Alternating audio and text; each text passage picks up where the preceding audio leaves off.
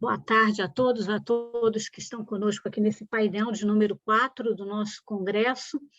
E queremos saudar a e todos os convidados, né, e aos participantes que estão aqui conosco.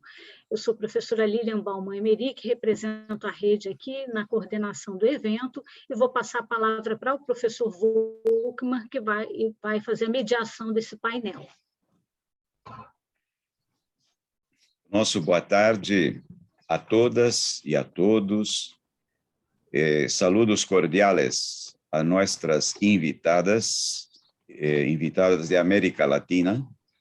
Agradezco mucho la organización de esta edición sobre la coordinación de los profesores, de la profesora Lilian Baumann-Emery y del profesor Basilele Malo, e também a toda a rede, a Comissão General da Rede. Os agradecimentos por la invitação, por participar desse riquíssimo painel. Estamos frente ao 11º Congresso Internacional Constitucionalismo e Democracia, o novo constitucionalismo latino-americano. Esta edição a tener como un tema central diálogos del sur, pluralismo en África y en América Latina para la emancipación. Así, estamos muy contentos por este panel y ahí saludos a todos los que están participando, profesores como Fernando Dantas y ahí la homenaje a Germana Moraes, a Martonio, y a José Luis Magalhães, a todos los que fundaron y que participaron de las ediciones anteriores de este congreso, ¿no? También saludos a los investigadores en general, invitados, y a todos, alumnos, alumnas, en fin, empezamos entonces, ¿no? Bueno, vamos a empezar. E vamos começar, e aí, agora em português, com a presença honrosa de participantes, investigadoras, professoras, tanto de Brasil, com a professora Flaviane, quanto da América Latina. E aí a presença da professora Cláudia Storini, do Equador, a professora Alma Melgarito, de México, e estamos aguardando a presença do professor Alejandro Médici, da Argentina. Então, vamos iniciar, tendo a imensa alegria de convidar e passar a palavra à professora Cláudia Storini para os participantes, e principalmente aos nossos alunos em todo o Brasil, que não ainda tiveram o prazer de conhecê-la. A professora Cláudia, ela é licenciada em Ciências Políticas pela Universidade de Estudo de Roma, La Sapienza. É também licenciada em Direito pela universidade, a mesma universidade, La Sapienza, e também pela Universidade de Castilha, La Mancha. É doutora em Direito pela Universidade de Valência, professora de Direito Constitucional da Universidade Pública de Navarra, Pamplona, e coordena brilhantemente, já há muitos anos, o doutorado em Direito da Universidade Andina Simón Bolívar, a sede no Equador. É autora de inúmeros artigos, de grandes contribuições em toda a América Latina, e das obras que eu destacaria neste momento, o Constitucionalismo e Novos Saberes Jurídicos, Construções desde las Diversidades, né? Uma belíssima obra, né? E também uma outra obra extremamente importante de 2019, foi a organizadora geral de um projeto internacional que veio a receber o nome de Refundação del Constitucionalismo Social, Reflexiones a los 100 años de la Constitución de Querétaro. Pois bem, nada melhor do que ouvirmos a nossa estimada professora invitada desta tarde. Professora Cláudia, a palavra é sua. Muchas gracias, Carlos Antonio, gracias por la estupenda presentación y gracias a los organizadores de este Congreso Internacional por haber contado con mi presencia. Es realmente un placer, un honor poder estar aquí, compartir con amigos y amigas, con Liliana, con Fernando y con muchas otras personas con las que trabajamos cotidianamente desde el sur. Y además es especialmente grato para mí estar en este panel que se titula Caminos al Pluralismo Jurídico. Me parece un título muy acertado. Estamos caminando hacia el pluralismo y qué mejor que estar aquí para un poco analizar cuáles son estos caminos, los infinitos caminos posibles que todavía tenemos que recorrer. Además, a la presencia de, yo diría, los grandes pensadores respecto del pluralismo jurídico, Carlos Antonio, Fernando, Liliana, es decir, que me parece estupendo poder compartir este pequeño espacio con vosotras y vosotras. Quiero agradecer también la presencia de todas las personas que nos están escuchando y felicitar una vez más para la organización de este congreso. Yo quisiera rápidamente ilustrar cuál es mi idea de pluralismo, qué significa el pluralismo jurídico, qué significado ha tenido en las constituciones de Latinoamérica y especialmente en dos constituciones del nuevo, la que se tildan de nuevo constitucionalismo latinoamericano, que son la de Ecuador y la de Bolivia, sin evidentemente por eso no atender también a todas las demás constituciones que de alguna manera, de manera jurisprudencial, se han ido adecuando a este pluralismo jurídico. La introducción en el constitucionalismo del concepto de pluralismo jurídico, desde mi punto de vista, es el paso definitivo al cambio de paradigma.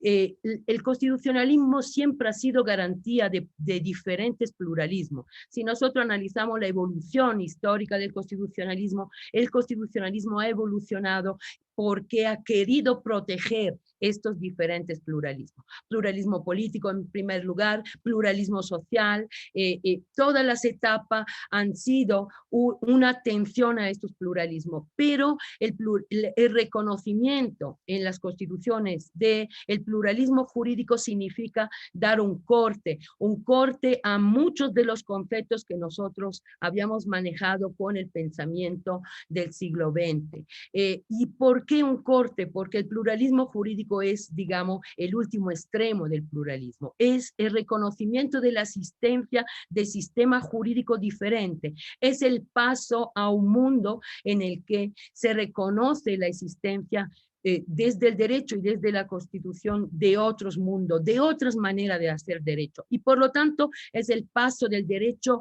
homogeneizante, del derecho único, del único derecho que era del Estado, al paso de reconocimiento de la existencia de otros derechos que tienen el mismo valor y la misma fuerza en el ordenamiento jurídico. Y por lo tanto, ese reconocimiento de estos diferentes ordenamientos jurídicos que existen bajo una misma constitución, que pero son completamente autónomos. Esto es dirompente desde el punto de vista de la teoría del derecho, y nos obliga a deconstruirnos y reconstruirnos en relación con esta pluralidad. ¿Qué significa deconstruirnos? Porque nosotros somos y hemos estudiado y hemos vivido en un constitucionalismo que podríamos definir de la homogeneidad, un constitucionalismo cuya punta máxima, cuya experiencia era la igualdad material, pero la igualdad material finalmente no es más que un ideal uniforme de camino hacia algo. Cuando el constitucionalismo del siglo XXI introduce el concepto de pluralismo jurídico, nos está replanteando, nos está diciendo que la diversidad tiene que venir antes, el respeto de la diversidad tiene que ser prioritaria respecto a las otras cuestiones homogéneas. Nosotros tenemos, cuando atendemos a los principios del pluralismo jurídico tenemos que atender a esta diversidad, satisfacer esta diversidad y sobre todo conocerla y respetarla, lo cual evidentemente significa que esta diversidad, este pluralismo jurídico, podemos caminar hacia ello. Y creo que la realidad de la implementación de estas constituciones que reconocen el pluralismo jurídico es clara a la hora de haber malentendido. Finalmente, estos estados constitucionales, y tal vez en esto pueda referirme principalmente a Ecuador, pero creo que se puede extender este razonamiento a las otras constituciones, pero finalmente el control hegemónico de un ordenamiento jurídico ha seguido imponiéndose. Los pluralismos jurídicos no han sido tratados con la debida homogeneidad y por eso siguen siendo considerados como unos ordenamientos jurídicos de segunda categoría, en el sentido de que siempre es el ordenamiento jurídico más fuerte el que regula sus competencias y el que le dota de estas competencias, el que establece cuáles son los derechos y cuáles no que pueden regular y pueden resolver. Y en ese sentido, es el ordenamiento de Ecuador, como podría permitirme decir también el de Bolivia, demuestra claramente cómo en el caso de Bolivia, la ley de deslinde, en el caso de Ecuador, la sentencia de la Corte Constitucional han reducido a un ordenamiento jurídico de segundo nivel los ordenamientos jurídicos indígenas.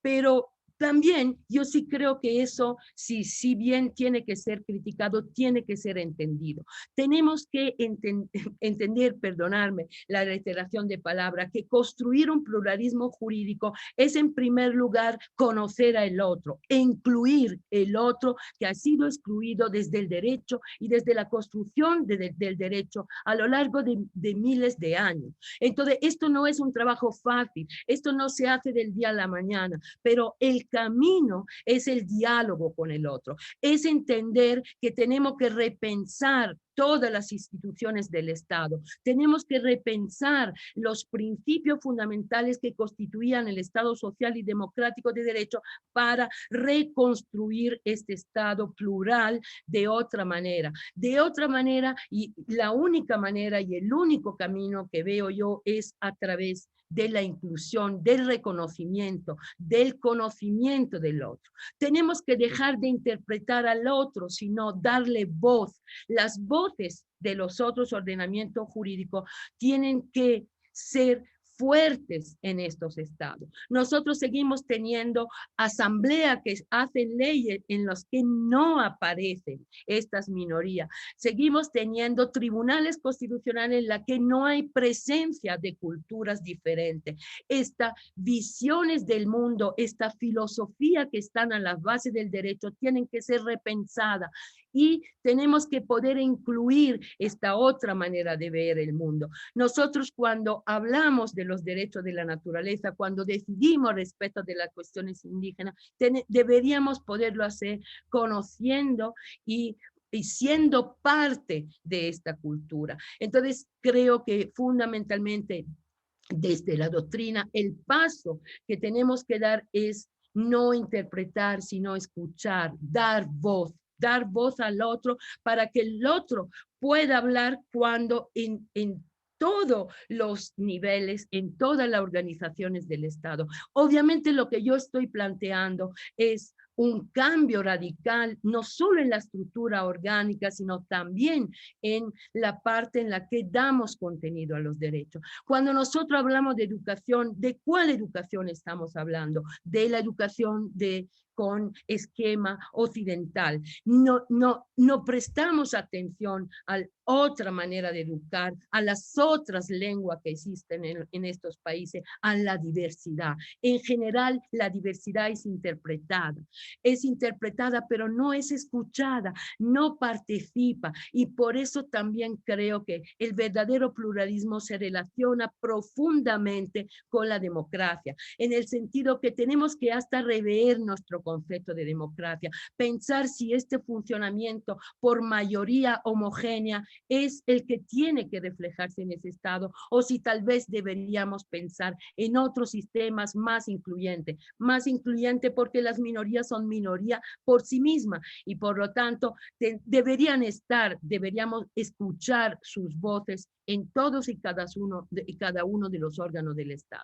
Deberíamos repensar la justicia. Las dos justicias deberían ser paralelas. Deberíamos tener cortes constitucionales en las que estas voces estén presentes para poder decidir sus asuntos. Si siempre reconducimos a un texto único como la Constitución, el derecho, y si seguimos interpretando esta Constitución desde un pensamiento prevalentemente occidental, entonces esta Constitución nunca será plural. El contenido de los derechos tiene que ser un contenido polifónico, con muchas voces, en la que todos estamos participando. Solo así creo que realmente podríamos conseguir este reto que es tan complejo. Creo que el derecho constitucional se ha puesto un nivel muy alto cuando ha intentado construir esta nueva forma de Estado, esta nueva forma de pacto de convivencia en los que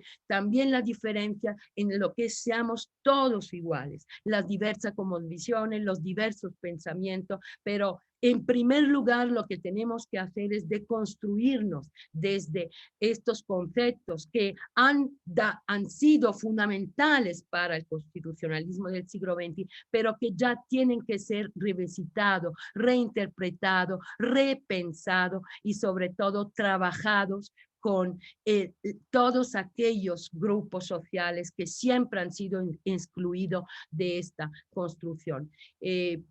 Esto es lo que creo que es el trabajo, es un trabajo largo, es un trabajo en el que eso es un camino hacia el pluralismo jurídico. Ojalá tal vez nuestros nietos un día puedan realmente llegar a ser interculturales y puedan realmente llegar a contar con el otro, a incluirlo para que estas culturas ya, en lugar, repito, de seguir siendo interpretadas, puedan tener voz propia y puedan incidir en todo lo que es nuestro quehacer diario. Muchas gracias.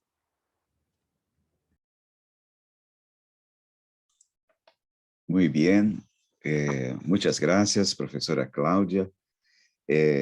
Realmente proposições extremamente instigantes que abrem alternativas, abrem caminhos. Agradecemos a sua fala e que, por certo, depois, na hora das perguntas,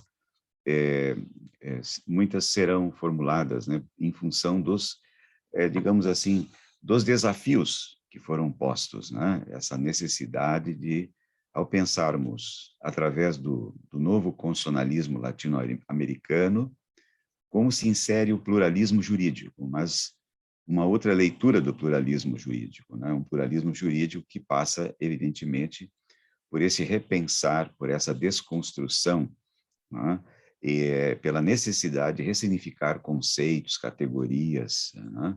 Aí a relevância que a professora Cláudia observa, que nos pôs sobre esses conceitos tão fortes, que estão tão defasados como democracia, né? Como pensar a democracia na América Latina, a questão da justiça, que não seja meramente uma justiça formal, né?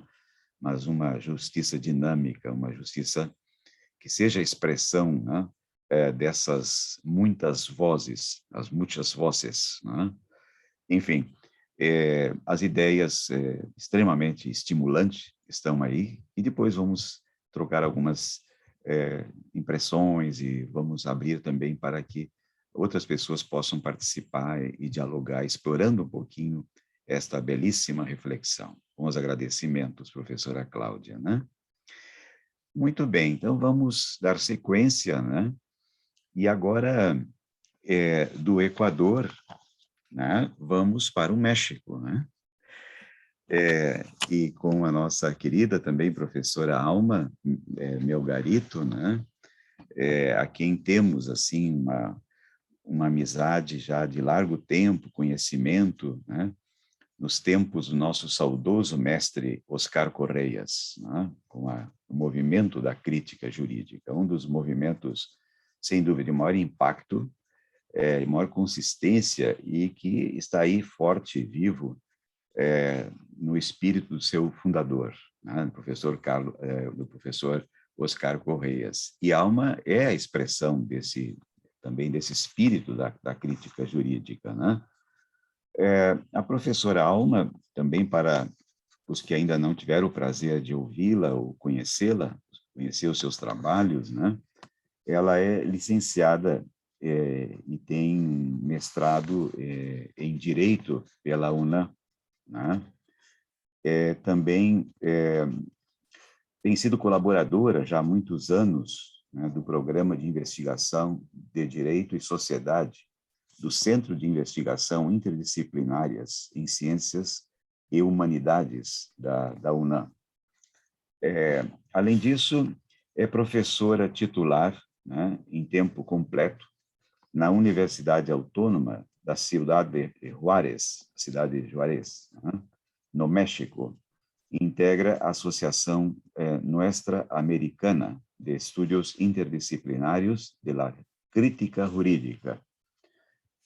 Tem inúmeros trabalhos publicados, né, e artigos com essa temática do pluralismo jurídico, dos direitos humanos, de uma preocupação interdisciplinária e de um pensamento crítico no direito, e também a sua dedicação à questão do gênero, principalmente das comunidades indígenas, das mulheres indígenas, né? O problema da cidadania na América Latina, né? Tem uma obra que eu tive o prazer de participar do seu lançamento na UNAM, já há alguns anos, né? Um trabalho realmente belíssimo, né? Que foi fruto das suas investigações, do seu mestrado, né? Maestria, que trata justamente do pluralismo jurídico, né? Pluralismo jurídico, a realidade oculta, análise crítico-semiológica da relação Estado-pueblos indígenas. E, ultimamente, tem participado ativamente do projeto da revista Nuestra Praxis, uma revista de investigação interdisciplinária e crítica jurídica, onde coordenou um dossiê, um dos seus números, dedicado especificamente à crítica jurídica feminista, a intersección de opresiones de clase, raza y género nel derecho como un fenómeno del poder. Belíssima o número da revista, né? Aqui tem uma estampa, uma portada, né? A capa da revista, e ela está plenamente participando como uma ativista de direitos humanos, né? Então, vamos ouvir também a fala da nossa querida professora Alma, né? Que é bem acolhida e se sinta, assim, à vontade para dar também um pouco das suas ideias e trazer a contribuição do seu pensamento. É com você, então, professora Alma.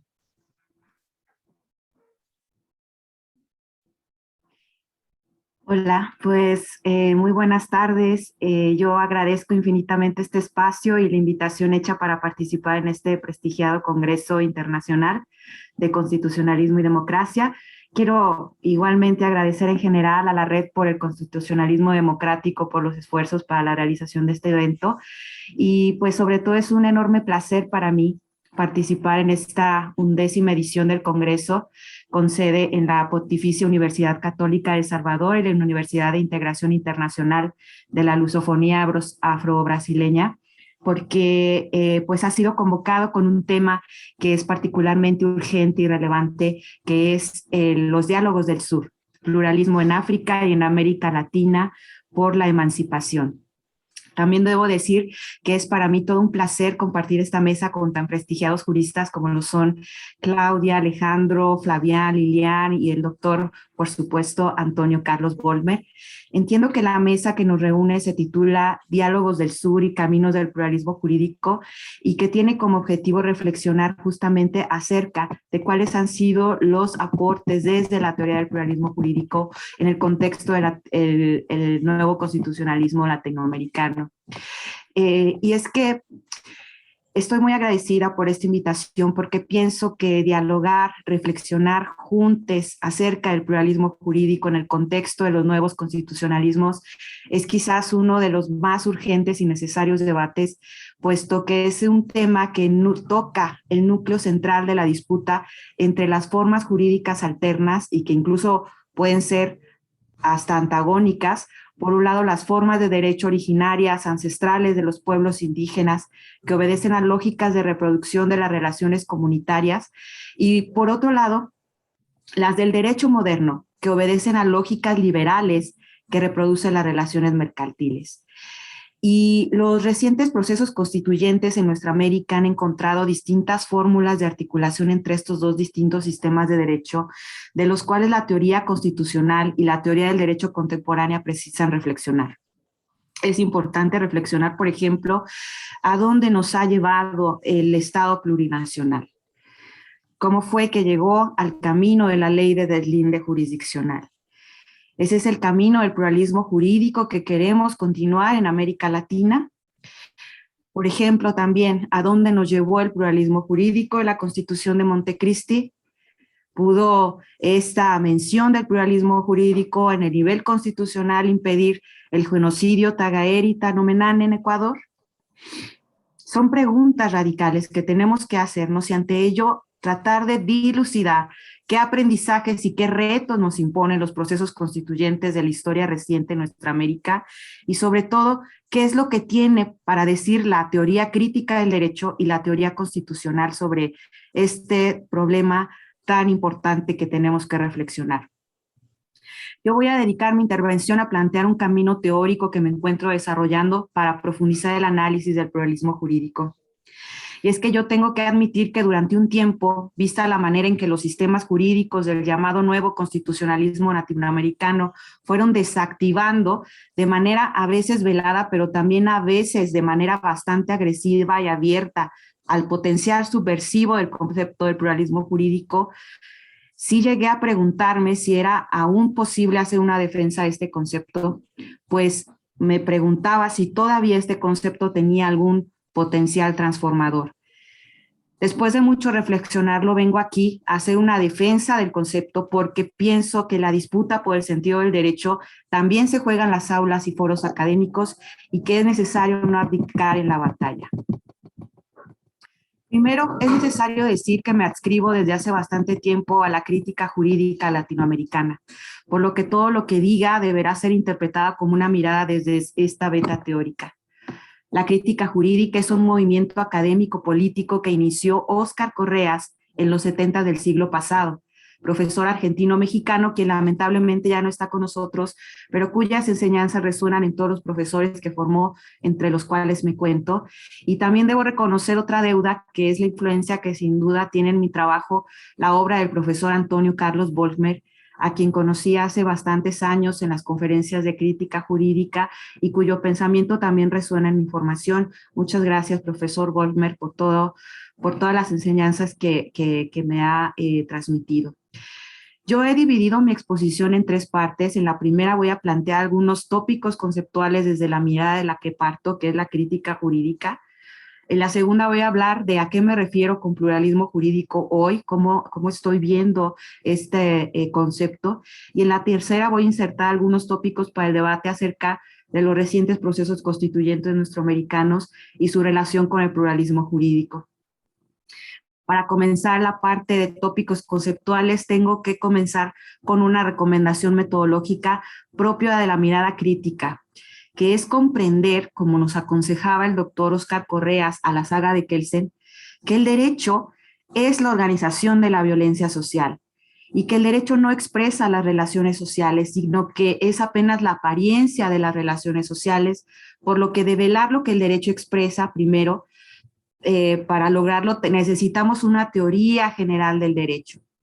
Entonces, por crítica jurídica, yo entiendo un proyecto científico que está cimentado en el punto de toque entre la sociología jurídica y la semiología jurídica, desde una teoría del derecho inspirada en la crítica de la economía política de Marx, y en una teoría general del Estado antiestatalista inspirada en Hans Kelsen. Esto siguiendo al doctor Oscar Correas. De modo que con la sociología del derecho hacemos estudio de las causas y efectos de las normas y con la semiología jurídica hacemos estudio de las ideologías connotadas en los textos con pretensiones normativas. Esto es, la crítica jurídica tiene muy claro que el derecho no expresa las relaciones sociales, no es su superestructura, no es su causa, ni su efecto, ni su referente. El derecho no expresa las relaciones sociales, sino que las oculta. Y justamente la tarea de la crítica jurídica es su develamiento. De ahí la importancia en distinguir entre lo que llamamos el sentido deóntico y el sentido ideológico del derecho. Es por eso que es cierto, sí, el derecho es un discurso del poder, pero también es un discurso en disputa constante cuyo sentido es necesario reclamar.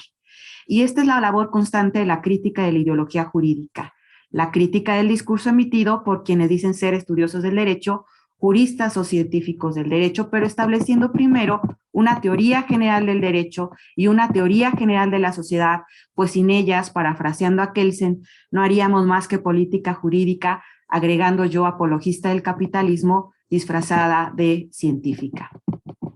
Así, para escapar de estas trampas e ingenuidades es necesario preguntarse en todo momento por qué el derecho dice eso que dice y no otra cosa. ¿Por qué establece como permitidas, obligatorias o prohibidas ciertas conductas y no otras? O dicho en otras palabras, la pregunta del doctor Carlos Borgmer, ¿es posible un discurso del derecho con sentido liberador o emancipatorio?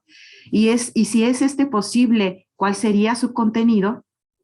Bueno, pues esta pregunta me ha obsesionado durante algún tiempo y en ese camino me coloco ahora en esta exposición. En lo que sigue voy a intentar mostrar la manera en la que nuestro grupo, la Asociación Nuestroamericana de Estudios Interdisciplinarios de la Crítica Jurídica, nos encontramos reflexionando este tema en este momento. En primer lugar, es necesario decir que parto, como dije, de una teoría del derecho que abreva de Kelsen y Marx.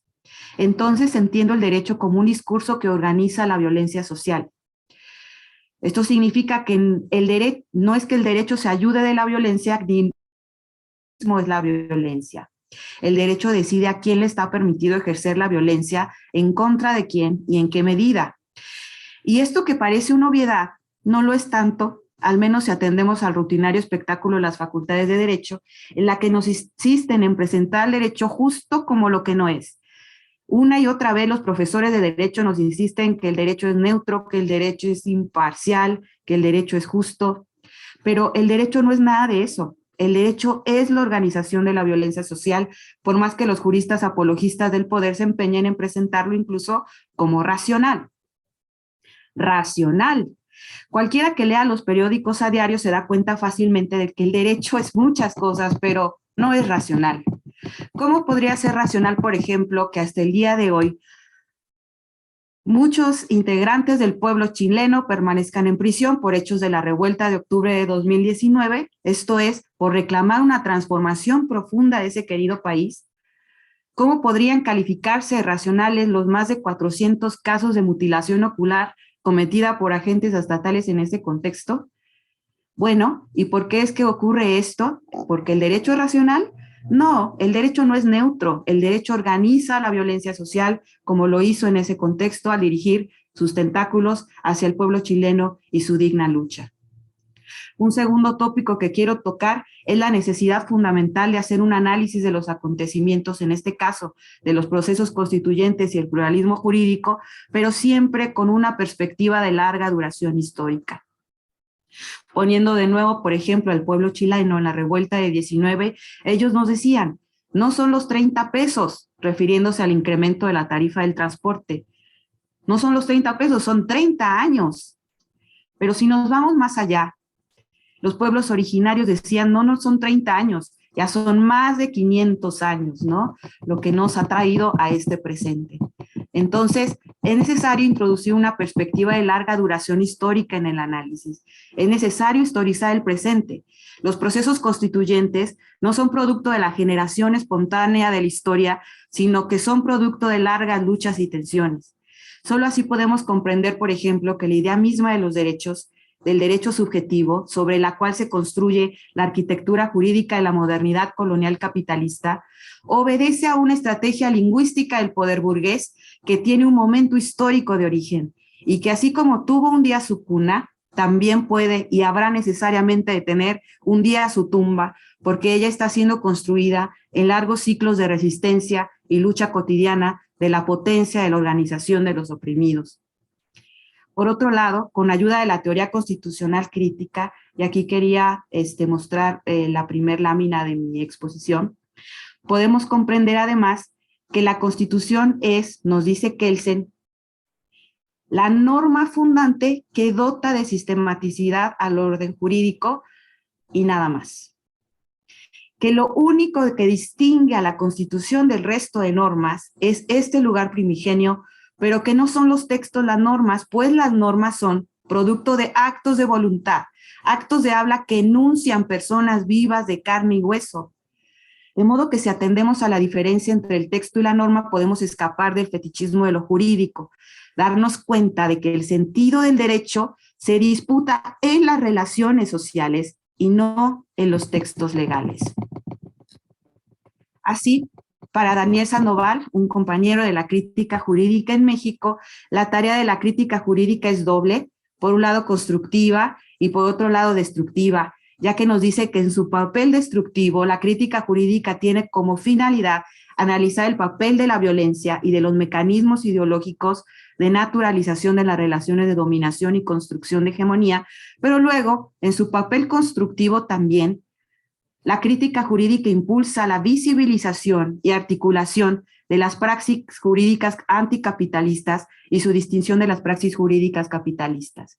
En ese contexto, la discusión sobre la estrategia revolucionaria y el uso táctico del derecho capitalista resulta esencial.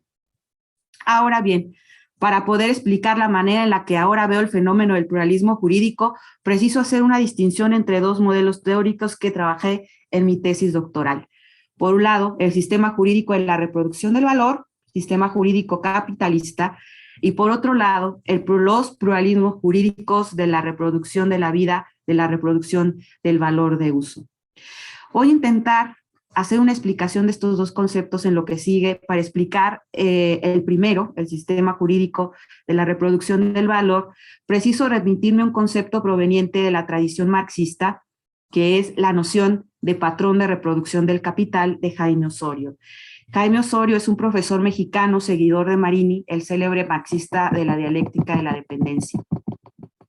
Osorio plantea que la noción de patrón de reproducción del capital cumple un espacio no suficientemente desarrollado por la teoría marxista en el análisis de las totalidades concretas. A mí me parece oportuno este concepto para hacer un análisis del fenómeno legal, porque en el derecho estamos acostumbrados a formulaciones dispersas y fragmentadas que nos impiden ver que al Estado como lo que es, como una forma jurídica burguesa, como la mediación necesaria que es necesaria para la realización de la metamorfosis del capital. Y ese velo construye la ilusión del fetichismo de lo legal. Pero justamente, como dije, la tarea de la crítica jurídica es develar al Estado en su centralidad para el proceso de reconfiguración del capital, papel oculto, como diría Óscar Correas, siguiendo a Kelsen, por la ficción del Estado, porque decía Correas que el Estado no es más que una máscara, siguiendo a Kelsen, una máscara, así como una máscara lo es Dios, así como ficticia es también la norma fundamental. Sobre este tema yo recomiendo mucho leer un artículo del profesor Óscar Correas que se llama "Y la norma fundante se hizo ficción", que está publicado en su revista Crítica Jurídica.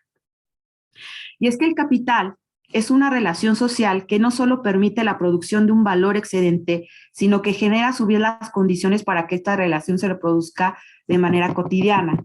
En definitiva, la reproducción del capital tiende a asumir formas particulares en determinados momentos históricos, las cuales apuntan a reproducirse en ciclos repetitivos en sus aspectos centrales, y a este proceso se le llama la metamorfosis del capital.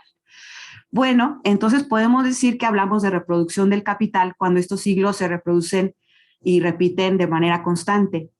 Pues bien, desde una perspectiva de larga duración, yo me he permitido pensar que para la realización de la metamorfosis del capital Y si toda sociedad, como dice Kelsen, puede ser vista como un conjunto de normas, entonces es posible decir que para la realización de la acumulación ampliada del capital, esta sociedad instaura un sistema de normas que para ello establece un orden normativo mediante el cual modela como obligatorias las siguientes conductas. Aquí quería poner una siguiente lámina de la presentación, que es la que está en un primer diagrama de la acumulación ampliada del capital. Este sistema establece como obligatoria las siguientes conductas. Número 1, la separación continua de medios de producción y fuerza de trabajo. 2, la expropiación y devaluación de una inmensa cantidad de actividad humana no pagada de sectores sociales ajenos a la relación salarial para la reproducción de la fuerza de trabajo, las mujeres en el cuidado de la vida, por ejemplo, el trabajo esclavo, forzado, los niños. 3, la circulación de mercancías. 4, la venta de fuerza de trabajo como mercancía. Y 5, la apropiación de excedentes. Esto es, considero que el contenido del derecho moderno capitalista tiene como características las siguientes. Número 1, efectividad como reproducción de la forma del valor. Número 2, normatividad que regula la conducta de personas jurídicas abstractas enfrentadas a la producción social. Número 3, el trabajo es puesto como derecho subjetivo al trabajo general y abstracto, posible solo mediante el cambio. Número 4, forma centralizada del derecho positivo. Número 5, atomización social basada en la estrategia del derecho subjetivo. Número 6, el derecho subjetivo de propiedad es puesto como derecho objetivo de propiedad en el acto de intercambio. Número 7, ámbito temporal lineal de validez de la norma. Número 8, ámbito espacial abstracto de validez de la norma. Y número 9, ámbito de personal de validez que regula el derecho de petición de una persona jurídica abstracta. Si seguimos con Osorio, él nos dice que tenemos un patrón de reproducción del capital cuando en términos geoeconómicos en periodos históricos determinados el capital ha trazado, descubierto, un camino específico para reproducirse y valorizarse, el cual tiende a repetirse en procesos fundamentales, pero nos advierte que los patrones de las regiones dependientes estarán subordinados a las tendencias que generan estas desigualdades dentro del sistema mundial capitalista. Entonces, las formas que asumen los patrones de reproducción varían en el tiempo porque varían a su permiten al capital valorizarse a nivel global y también a nivel local. Para América Latina, nos dice Osorio que podemos hablar por lo menos de 3 patrones de reproducción del capital a lo largo de su vida independiente. El primero, el patrón agrominero exportador imperante en el siglo XIX y parte menor del XX. Número 2, el patrón industrial que se organiza en los años 40 y 70 del siglo XX y el actual patrón exportador de especialización productiva que toma forma desde los años 80 del siglo XX y que prevalece hasta nuestros días. Osorio considera que es posible esta historización debido a la peculiar inserción de la región en el mercado mundial en la División Internacional del Trabajo. En su estudio, los patrones de reproducción del capital desde las economías dependientes no puede perder de vista que aquellos se desarrollan en el seno de un sistema mundial en donde operan mecanismos de transferencia de valor tendencialmente en desmedro de las economías dependientes, ya que este patrón exportador opera una lógica de concentración de la riqueza en un extremo y de exclusión y empobrecimiento relativo en el otro.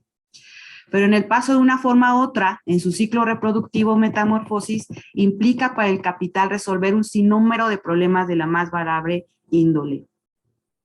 En su introducción al estudio del derecho moderno, Correa llama al establecimiento de normas que permiten esta metamorfosis derecho económico. Por mi parte, yo quiero hacer hincapié en que el Estado juega un papel clave en la definición en la marcha de estas políticas económicas, ya sea en modelos de gestión donde el papel del Estado aparece como autoritario o en aquellos en los que aparece como democrático, ya sea políticas neoliberales o keynesianas, porque este análisis permite develar las condiciones como el capital se reproduce en situaciones históricas, por lo que nos pone en mejores condiciones para comprender las dinámicas de fuerzas, conflictos y acuerdos posibles en el seno de las clases dominantes y sus fracciones y sectores, así como el campo posible de alianzas, acuerdos o conflictos con las clases dominadas que el patrón en marcha propicia. Ahora bien, ante este panorama, la pregunta con la que comencé, ¿es posible un derecho con sentido liberador emancipatorio? Y si lo es, ¿cuál sería su contenido? Yo creo que para contestar esta pregunta, la teoría del derecho y la teoría constitucional nuestra americana tiene una ventaja sobre los teóricos europeos y anglosajones, y ella es el reto constante que la existencia de los sistemas jurídicos indígenas, comunitarios, tradicionales y quilombolas imponen para la reflexión y el debate. Porque gracias a sus aportes hemos podido comprender que si bien todo derecho es la organización de la violencia social, existen sistemas de derecho cuya reproducción no mercantiliza la vida, sino que norma su reproducción. Esto es, y que se opone a su mercantilización. Esto es, que no todo derecho es burgués hasta su agotamiento. A este otro tipo de derecho me refiero con el modelo teórico sistema jurídico transcapitalista o sistema jurídico de la reproducción de la vida. Dado que ya dispongo de muy poco tiempo, disculpen que abuse un poquito más, solo diré que para desarrollar este concepto lo hice a partir de mi trabajo con un sistema jurídico alterno al Estado que se encuentra en México, que se llama la Policía Comunitaria de Guerrero. Se trata de un sistema jurídico que tiene una constitución que data de 1995, es una constitución sin Estado. Hice un análisis de 248 expedientes que abarcan desde 1998 hasta 2013 y haciendo este estudio logré identificar los rasgos que podrían formar parte de este modelo teórico que me permite distinguir entre el sistema de derecho burgués mercantil y otros sistemas de derecho cuya efectividad norma la reproducción de la vida.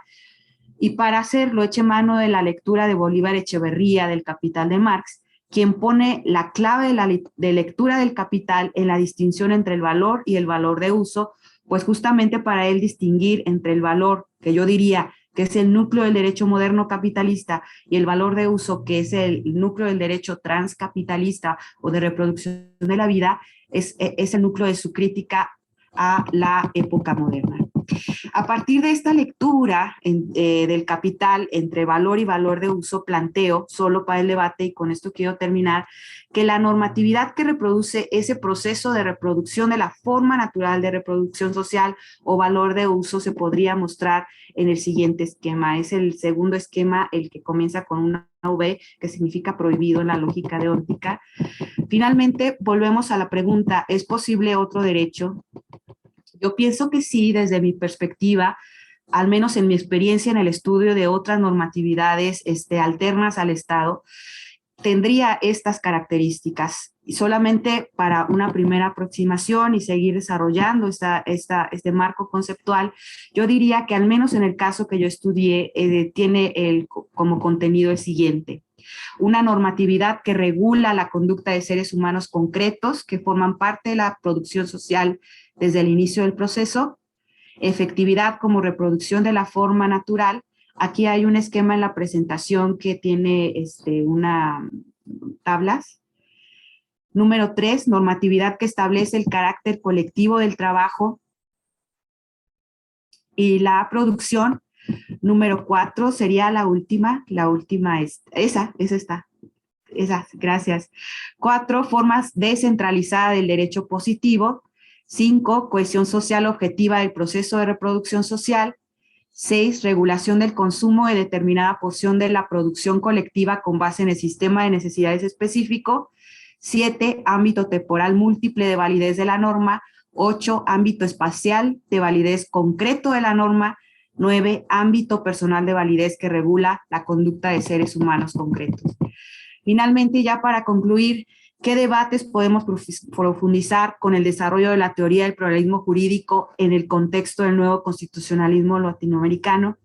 Pues yo diría que mucho, porque como vemos esta teoría, a pesar de haber sido fagocitada por el discurso jurídico estatal, aún allí su potencial subversivo no ha sido desactivado, porque nos permite visibilizar justamente que no solo el derecho estatal es derecho y que existen normatividades indígenas, tradicionales y quilombolas en nuestra región que tienen una tremenda vitalidad, que hoy le disputan el discurso de lo jurídico al derecho burgués, interpelándolo, imponiéndole nuevas formas de juridicidad en esa constante disputa por el sentido del derecho.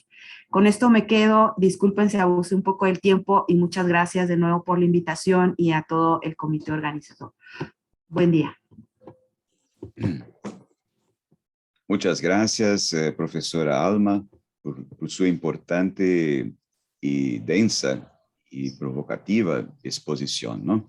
Nos oferece elementos extremamente importantes para pensarmos, sem dúvida, pensamento crítico na América Latina.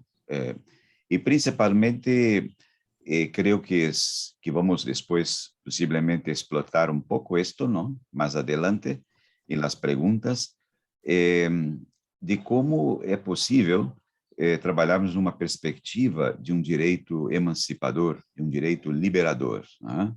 E na exposição final da professora Alma, acho que ficou elementos extremamente ricos, né? Inspiradores, para reconhecermos que, para além do Estado ou do direito monista, estatista, monocultural, que predomina na América Latina, né, de tradição eurocêntrica, de um direito, como disse a professora, de um direito que é de tradição liberal, burguesa, como pensar uma outra prática jurídica ou uma outra normatividade, né, uma alternativa.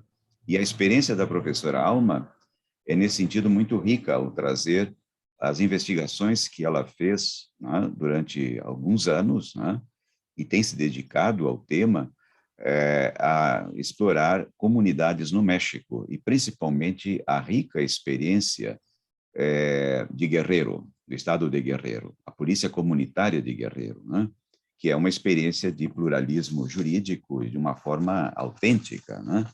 Então, isso abre caminho para pensarmos, e é parte deste seminário e dessa sessão também, agora à tarde, que explora os diálogos do Sul e o pluralismo na América Latina, incluindo a África, né?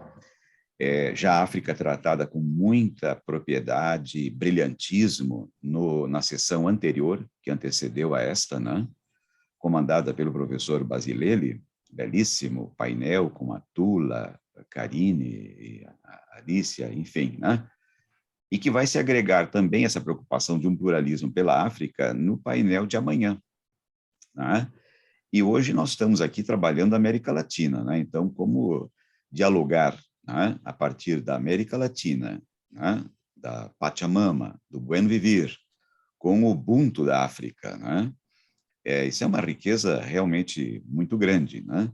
É uma aprendizagem. E a fala da professora enfatizou muito essa experiência do pluralismo jurídico, né, no México, com a polícia comunitária de Guerrero. E que, por sinal, o México nos oferece outras ricas experiências, né? Nós vamos encontrar em Oaxaca também, e na própria Chiapas, né, com os caracoles, o movimento zapatista, né? Enfim, toda essa rica experiência, e que a professora tem tido um papel e uma importância muito grande, né, nesse trabalho também, acima de tudo, de um pensamento crítico latino-americano e de um pluralismo que contempla essa tradição indígena. E como não podia deixar, a professora lembrou também o pluralismo das experiências dos quilombolas, né, que sempre temos que ter em conta na América Latina essa riqueza de um pluralismo jurídico indígena, mas também das comunidades quilombolas, né? Mas muito bem, depois teremos oportunidade ainda de explorar um pouquinho, né, a professora Alma, e vamos adiante. E temos também uma satisfação enorme, né? Não poderia deixar de ser, agora, depois de um recorrido pelo Equador e pelo México, chegarmos no Brasil, né? Com a nossa querida professora Flaviane, né, que é por demais conhecida de todos, né, pelas suas altas funções, digamos assim, representando o direito na CAPES, né? Mas, acima de tudo, a Flaviane tem o seu mestrado, o seu doutorado, né, em Direito, né? É professora adjunta na Pontifícia Católica de Minas e também na Federal de Ouro Preto, né? E essa função, como eu disse, de coordenadora adjunta na coordenação junto à CAPES, né, em nível superior da área do direito para o quadriênio 2018 a 2022. Né? é pesquisadora visitante, eu acredito que ainda continua, né? Visitante da Università dello Studio di Firenze, na Itália, no centro de pesquisas em que envolve questões de prisão, desvio, marginalidade e o governo das migrações, né? E a sua rica experiência na área da pesquisa, né, como pesquisadora, né, de produtividade do CNPq, abre um leque extremamente profícuo, né? Temas que envolvem o processo penal, o modelo constitucional de processo, o Estado democrático de direito, reformas do processo penal e direito processual. Então, vamos ouvir também, e esperamos muito, nessa fala da professora Flaviane. Com muito carinho, eu entrego a palavra para que a professora nos brinde com a sua fala, né? Por favor, Flaviane. Boa tarde a todas e todos. Professor Volkmer, é muito bom vê-lo, mesmo que distante. Agradeço muito ao convite que me foi formulado pela professora Lília. Agradeço também, obviamente, a todos os membros da rede, né? O professor Fernando, que passou aqui,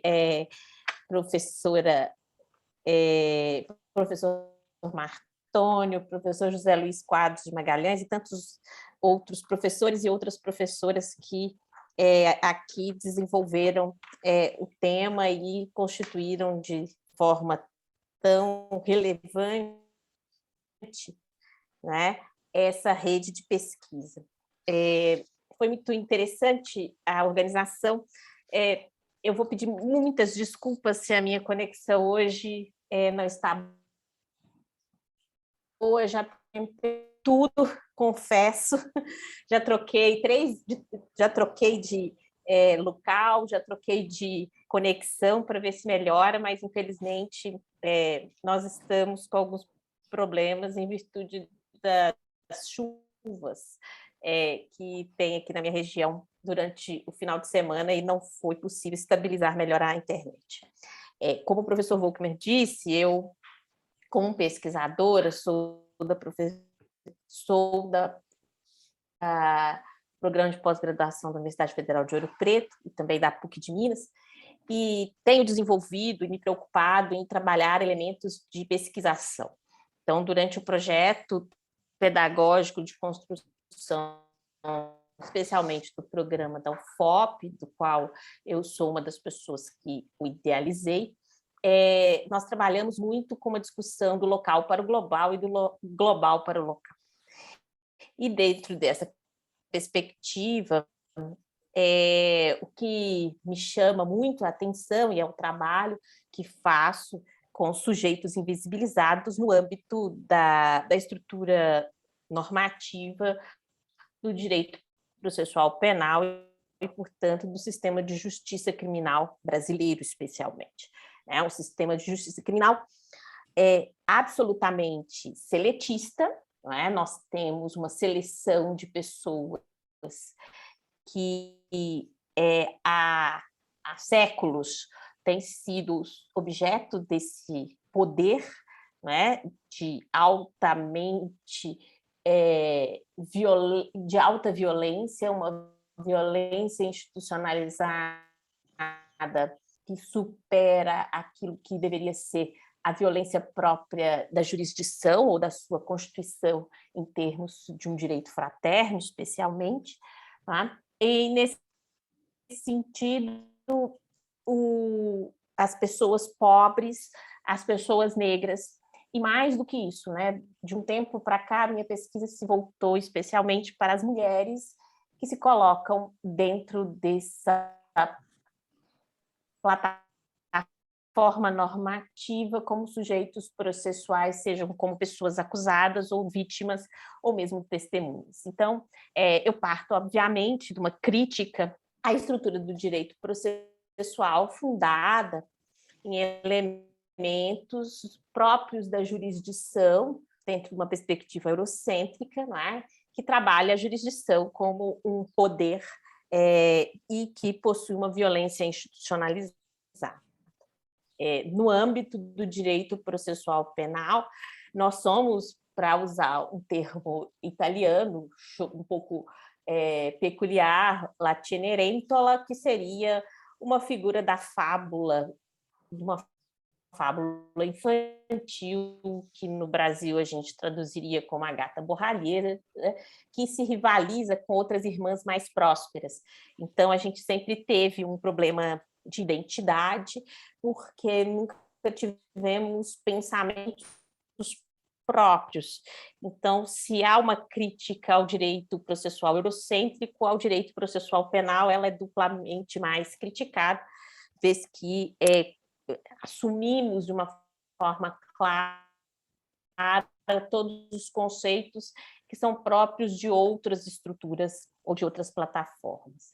E dentro do Brasil, a gente trabalha com a formação de carreiras jurídicas, né, que seria o que o conceito europeu de magistrados, que para o Brasil foi transposto pela formação da carreira jurídica de juízes e do Ministério Público, né? E também outras carreiras jurídicas que são, pela própria estrutura do curso de Direito e das formações que nós temos, constituído por uma elite colonial e majoritariamente formada por homens brancos.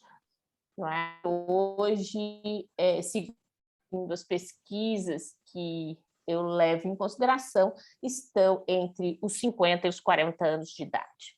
Essa formação dessas carreiras jurídicas, frente a todo o panorama atual de exclusão social e do uso do direito processual penal como forma de controle de corpos, especialmente pelo uso indiscriminado e violador de direitos humanos que se dá por elementos como a prisão preventiva, nós podemos dizer que a gente vive um excesso de violência do sistema de justiça criminal a ponto daquilo que seria, na visão de um fármaco, né, de um antídoto, a violência passa a ser um grande veneno e contamina todos que estão lá.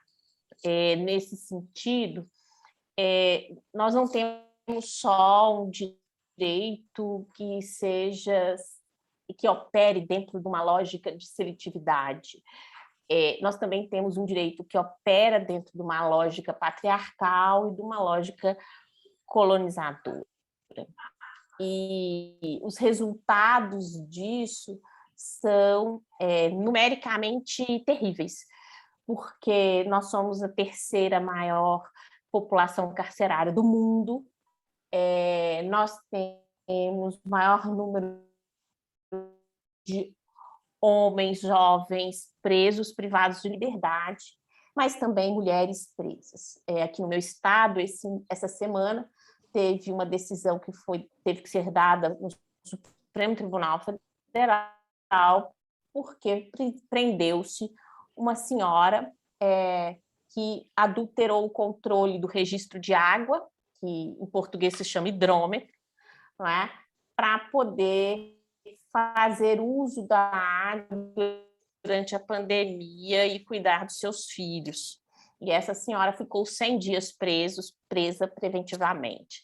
Então, quando a gente fala, e as professoras, minhas colegas de painel que me antecederam, falam dessa questão, dessa violência social, me parece que dentro da perspectiva que eu falo, o sistema de justiça criminal hoje uma expressão dessa violência social.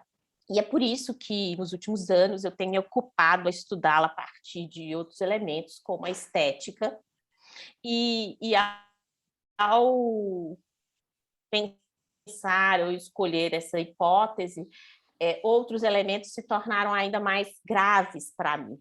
O primeiro deles foi visualizar que algumas propostas que poderiam ser garantias de direitos fundamentais, como a tentativa de adequar a nossa estrutura jurídico-processual ao mínimo que seriam as normas de direito, as normas interamericanas de direitos humanos, até mesmo essas tentativas, o antídoto ficou, a dose não foi bem dada, e hoje a gente tem um sofrimento cada vez maior, porque ao colocar o juiz em frente a pessoas acusadas na audiência de custódia, a sua condição social passam a ser elementos de decisão. E essa angústia me fez, né, estudar isso me fez uma necessidade crítica de propor revisões nos elementos da dogmática e dos próprios princípios constitucionais, especialmente porque o direito processual se ocupa muito mais das carreiras jurídicas, né? E esse embate que vem desde o direito, mas ele é tão forte que ele traspassa o direito e passa para o mundo da política, por exemplo, coloca entre rivais aqueles que defendem os interesses próprios de um processo de garantias a partir de uma visão do juiz ou do Ministério Público, frente àqueles que são os defensores das pessoas acusadas, das pessoas vítimas e das testemunhas. Eu falo isso porque a gente hoje justifica essa questão, por exemplo, com as decisões do Supremo Tribunal Federal em relação à introdução do juiz das garantias. Na audiência que houve no Supremo Tribunal Federal, há 2-3 semanas atrás, eu participei representando como amicus curiae um instituto de direito processual, ficou claro e evidente de que lado estariam aqueles que defendem as pessoas, os jurisdicionados, ou seja, as pessoas que serão afetadas pelas decisões processuais, e aqueles que serão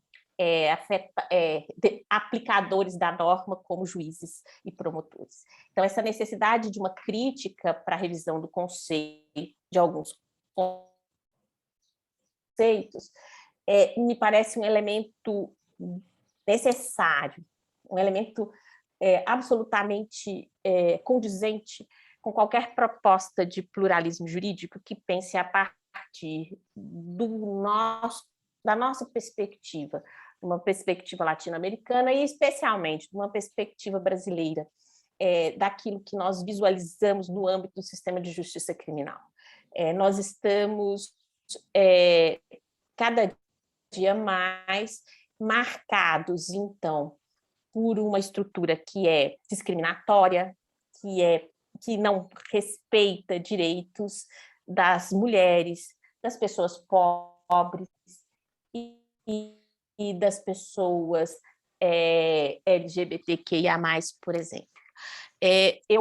Por isso, a minha proposta atual de projeto de pesquisa de produtividade, que eu apresentei no CNPq esse ano, ele propõe a revisitação de um conceito ou de um instituto jurídico propriamente relevante em âmbito democrático, que seria a noção de contraditório, uma noção de contraditório que seja uma participação, mas uma participação emancipatória, porque o contraditório que esteticamente vivenciamos, ele não é igualitário, ele não é antirracista, ele não parte de um respeito ao feminino, especialmente no caso da minha pesquisa. E, portanto, ele coloca num nível democrático para além daquilo que se espera por uma leitura constitucional, especialmente, não é, num constitucionalismo democrático. E por isso a minha proposta teórica é que a gente trabalhe uma plasticidade para o contraditório. Por que disso? Uma plasticidade que significa, com base no pluralismo, reescrever, então, esse instituto a partir de um marco não discriminatório e vinculado à revisão da própria história colonial brasileira, a fim de recuperar narrativas das pessoas invisibilizadas. E para que ele, então, seja empático e que possa acolher as pessoas de carne e osso, que são aquelas que estão relacionadas ao conflito, a gente precisa cada vez mais aproximar o sistema de justiça criminal a práticas restaurativas. As práticas restaurativas, ou o que nós chamamos aqui de justiça restaurativa, tem uma estrutura normativa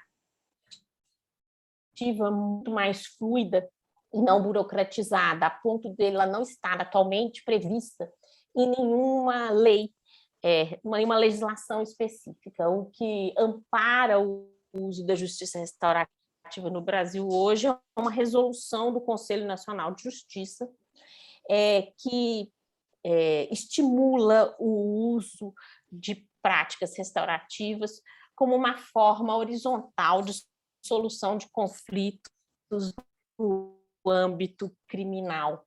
E ele parte de alguns elementos, e o mais importante para mim desses elementos é justamente colocar no centro do conflito as vítimas, ou seja, as pessoas que foram verdadeiramente atingidas por um conflito penal. E essa vítima, ela não é só a pessoa, não é, mas a sua família, a sua comunidade.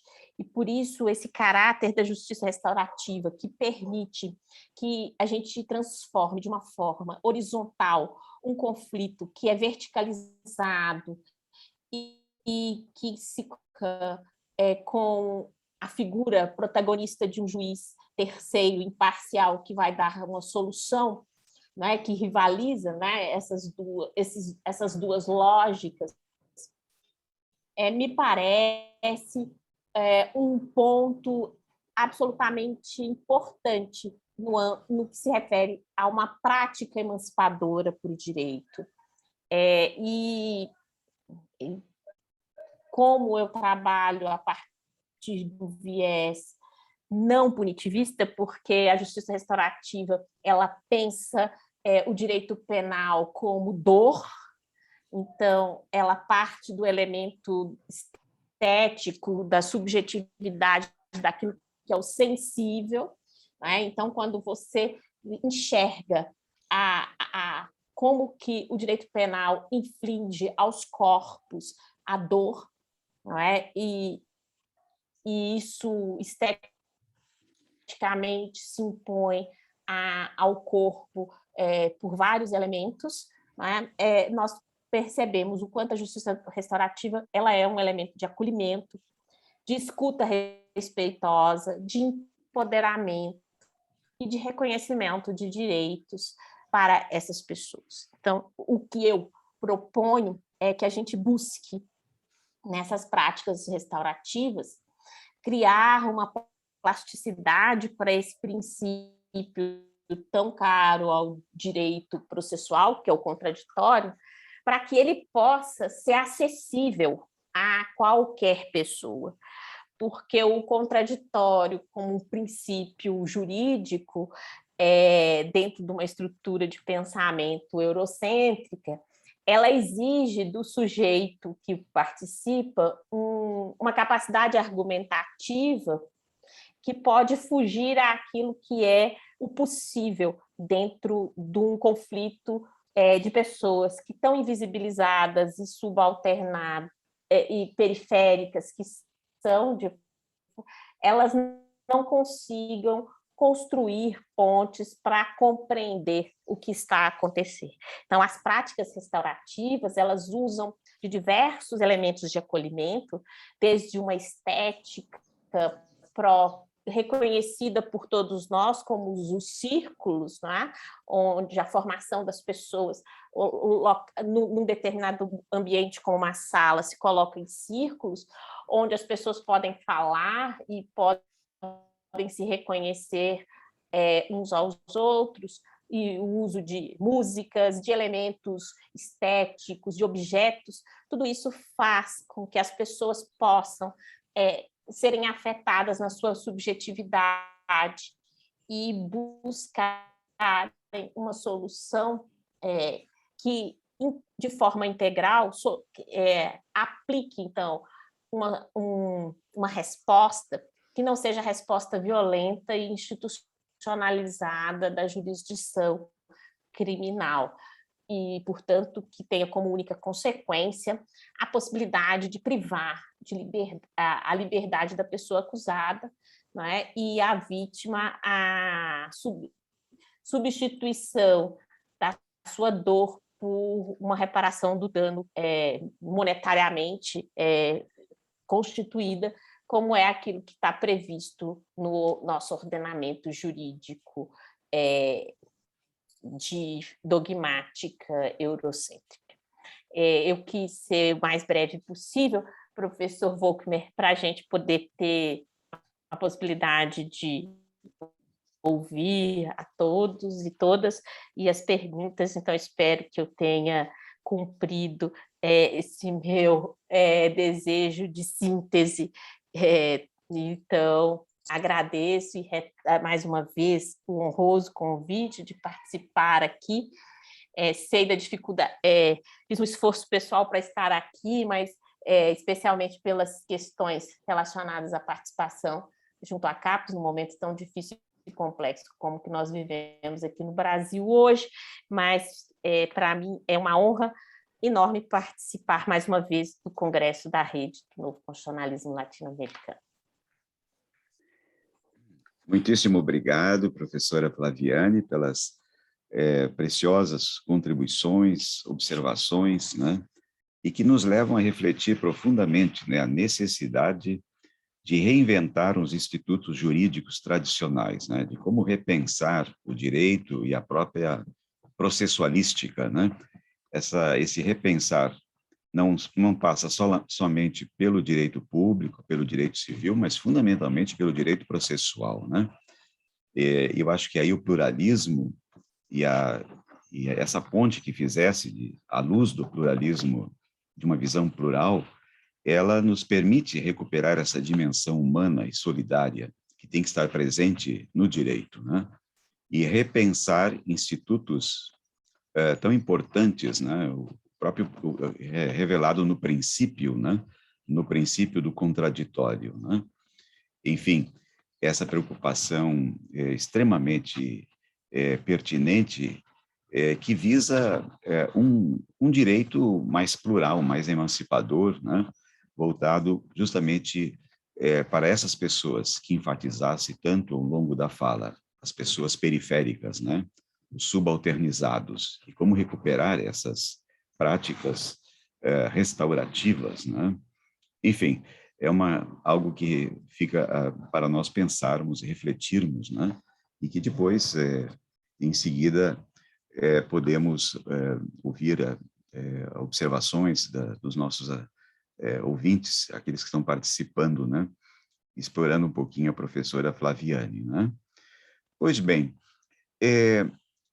antes de abrirmos para as indagações, né, nós queremos também observar a ausência que não foi possível esse contato, né, por razões, eu acredito, de mediação tecnológica e dificuldades de internet, com o professor argentino Alejandro Médici, né, que também era uma outra voz importante para ressaltar o papel dentro dessa visão plural, né, desse diálogo do Sul, trazer um pouco a contribuição do constitucionalismo.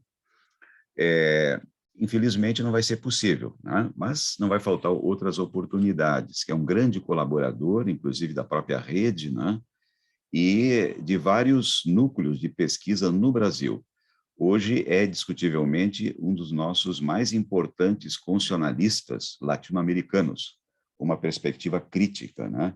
Autor de trabalhos assim emblemáticos na área da teoria constitucional, do direito constitucional, representada por livros como a Constituição Horizontal, uma teoria constitucional e o giro decolonial. É uma obra importante dele, né, de uns anos atrás, editada no México, e uma mais recente com o título Outro Nomos, a teoria do novo constitucionalismo latino-americano, onde ele, no seu aporte na defesa de um constitucionalismo decolonial ou descolonial, ele traz elementos aí para discutir a interculturalidade, o pluralismo e o próprio estudos descoloniais, né?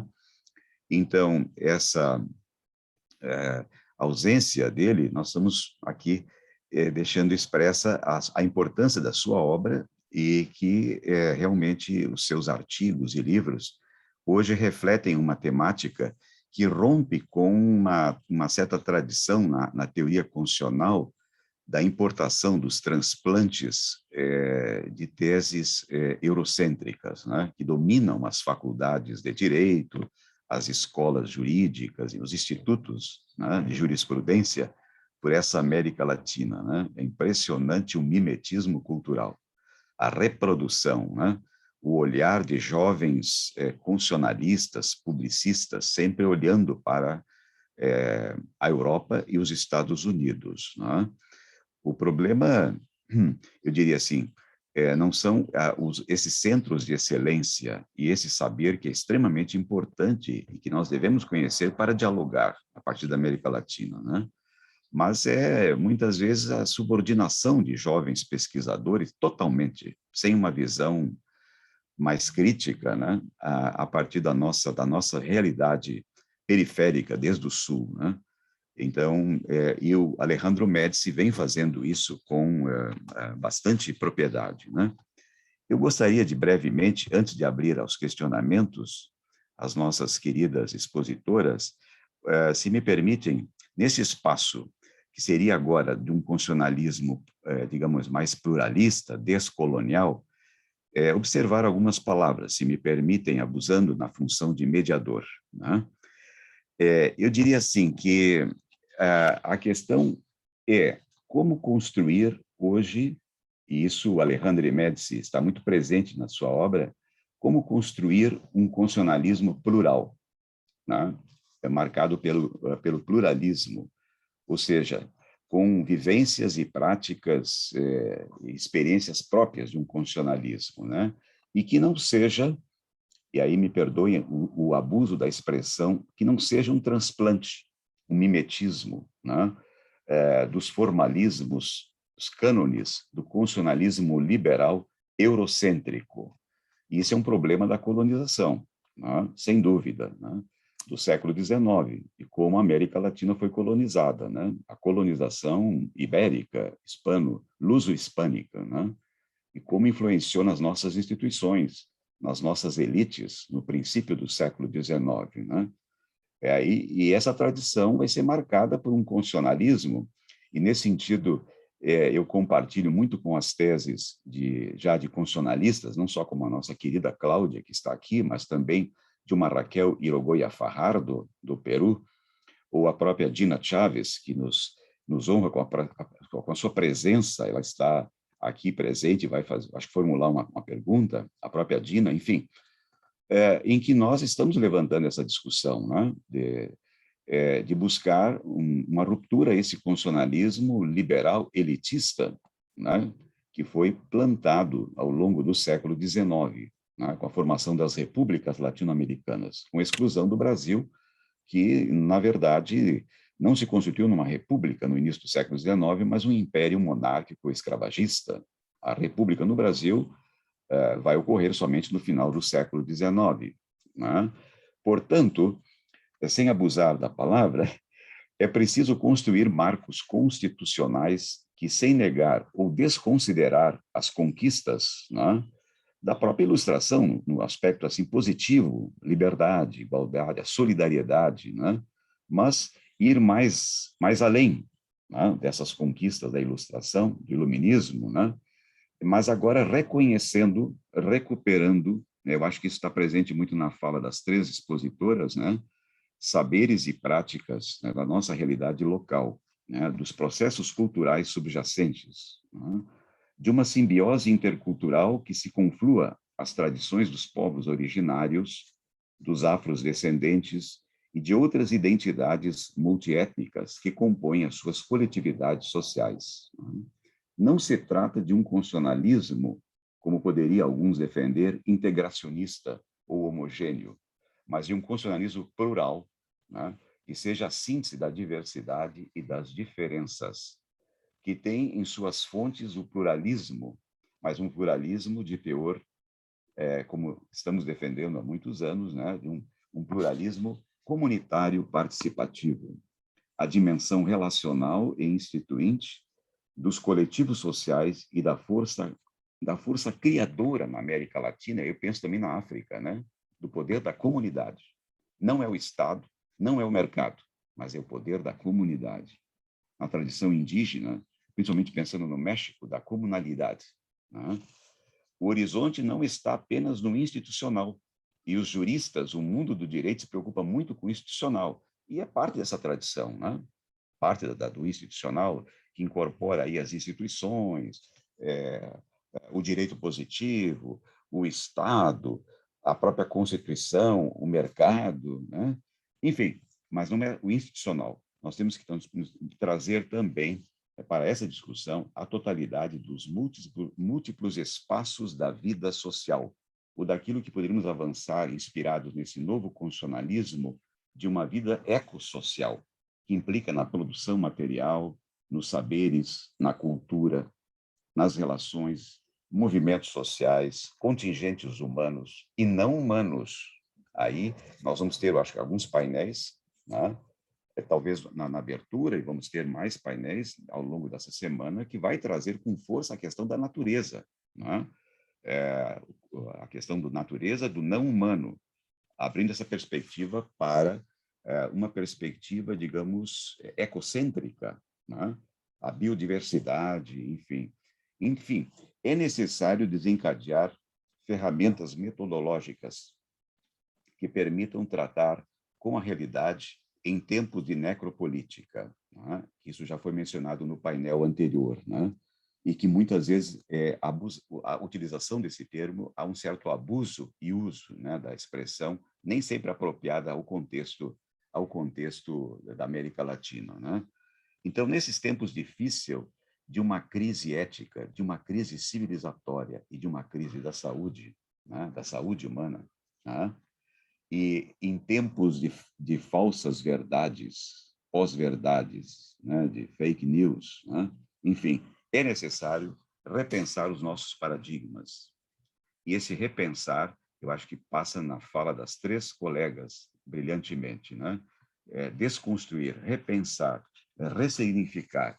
E é evidentemente que nessa configuração de pensar uma outra alternativa, naquela expressão clássica, né, dos fóruns sociais mundiais, de um outro mundo possível, os desafios no âmbito do constitucionalismo latino-americano, à luz dos ideais inspirados no Buen Vivir, no ideário dos Andes, né, e na busca de um constitucionalismo plural, isso evidentemente que passa, e todos eu acho que tem que, evidentemente, eu acredito que acreditam, numa educação sólida, novo tipo de educação, de uma educação social conscientizadora e, evidentemente, emancipadora, que favoreça a descolonização e a libertação, né? E aí, novas estratégias de ação política, numa democracia do comum, né? Na mobilização e no ativismo democrático comunitário, com os coletivos sociais, né? Enfim, acho que a coisa vai longe, eu já abusei do meu tempo, assim como mediador, mas são alguns elementos na esteira, digamos, na luz que, na fala das três expositoras, né, que temos que repensar as nossas estratégias, né? Buscar novas possibilidades criativas de como defrontar com os obstáculos, as contradições, as desumanizações, né, do sistema. E há que reinventar, indiscutivelmente, as nossas práticas de convivência na sociedade, práticas éticas, né? Bem, então, abrimos, temos aí até 20 minutos, né, para ter o prazer de ouvir a fala, enfim, dos colegas que estão aqui participando, né, estão fazendo algumas perguntas, alguns questionamentos, né, e aí nós temos, vamos ver aqui, algumas questões que foram feitas, né, a professora, primeiro momento, a professora Alma, né, e eu sugiro, e aí peço também consulto as nossas queridas expositoras e também a mesa organizadoras, quem sabe de fazermos assim umas 2 ou 3, né? E não uma de cada vez, e não sei, é uma sugestão, 2 ou 3 para em bloco, né? Em função do tempo, não sei, podemos, temos ok? Então vamos ver, né? Tem um questionamento, eu me dirijo então à nossa querida professora Alma, né? Tá? Um questionamento, eu não sei aqui se é qual foi a autora, não sei se é a Letícia, qual, ela perguntou o seguinte, Alma, tá? Está em português, tá? De que formas essa crítica jurídica pode se conectar com efetivas transformações sociais? É sempre necessário passar por mudanças radicais nas instituições, mesmo que seja para reconhecer, entre comilhas, outros direitos. Reconhecer outros direitos, né? Foi a pergunta da Letícia Rocha, né? E depois, uma segunda, né, da professora Dina Chaves, que nos honra com a presença, né? Então, a Dina pergunta o seguinte, Alma, no creo que la irracionalidad de la violencia con la que responde en la actualidad el poder, violencia extrema, mutilaciones, asesinatos contra líderes sociales, etc., que esto responde al abandono de los mínimos consensos del Estado liberal, entre ellos la razón, esto es, la medida justificada y predeterminada, proporcionada. Otra, más allá de los aportes del derecho indígena, a una reformulación profunda del derecho. Hay elementos del derecho occidental que también tengan vocación transformadora, por encontrarse a margen de la lógica capitalista. Creo que son 2 preguntas. Y después hay una tercera, no sé si quedo con estas 2, o hay una tercera, Alma, ¿cómo quieres? ¿Puedo hacer esa tercera o responde las 2 preguntas iniciales? No, sí, adelante para hacer una sola intervención, sí. Sí, perfecto, gracias. Bueno, esta es la pregunta de María Teresa. Gostaria que a professora Alma falasse um pouco mais sobre o pluralismo jurídico transcapitalista. Este conceito defende que o pluralismo ultrapassa os sistemas políticos econômicos, sendo eles capitalistas ou não? Então, a questão do pluralismo jurídico transcapitalista. Gostei da expressão. Bueno, creo que por ahora son estas las preguntas, ¿no? Entonces, por favor, profesora Alma. Pues estoy muy contenta porque pues recibí muchas preguntas, lo cual significa que les ha interesado lo que he mencionado. Muchas gracias por todos sus aportes a mi trabajo también y por este diálogo tan rico. Sobre la primera pregunta de la compañera que nos decía que cómo es posible que la crítica legal pueda conectarse con transformaciones sociales efectivas, eso, bueno, creo que una de las primeras cosas que hacemos en la crítica del derecho es pues un trabajo de velar todas esos velos que nos impiden ver al derecho como lo que es, ¿no? Y a partir de ahí poder insertarnos en las luchas sociales con visos de transformación, pero transformar en las sentencias legales, transformar también en la academia, el mundo académico es un lugar muy importante también para el debate de las ideas, para disputar el sentido del derecho. Entonces hay mucho camino por recorrer. Y me pregunta si es necesario sufrir cambios radicales en las instituciones, incluso si se trata de reconocer otros derechos. Sí, claramente sí, es necesario sufrir cambios radicales y mientras más radicales mejor, ¿sí? ¿Por qué? Porque, bueno, si entendemos por radical, ir a la raíz del problema, ¿no? ¿Y cuál es la raíz del problema? La raíz del problema es que vivimos en una sociedad, como dice Bolívar Echeverría, en la que para poder vivir este sistema nos obliga a vivir en contra de nosotros mismos, en contra de nuestros propios intereses. Entonces, si queremos realmente tener transformaciones, tenemos que hacer transformaciones radicales, ¿no? Transformar este sistema de vida que parasita, en la que el valor parasita a la vida, ¿no? Entonces, bueno, eso le diría a la compañera Leticia, muchas gracias por su intervención. Acerca de la pregunta de la doctora Gina, muchísimas gracias, Gina, por tu pregunta. Fíjate que es muy profundo lo que me estás preguntando. En primer lugar, acerca de si, pues, toda esta criminalización, asesinatos, mutilaciones que sufren los oprimidos al momento de querer procurar transformaciones sociales se debe al abandono de los consensos liberales. Bueno, a mi entender, no. A mi entender, es precisamente el discurso del liberalismo el que está ahí poniendo las bases para que las condiciones de posibilidad de este sistema represivo, ¿no? Y una de las primeras cosas que siempre nos aconsejaba el doctor Oscar Correas es ir más allá de lo que el derecho dice sobre sí mismo, ¿sí? Porque como les dije en mi intervención, el derecho no está escrito en los textos, el texto no es el derecho, ¿sí? Y el derecho no expresa las relaciones sociales.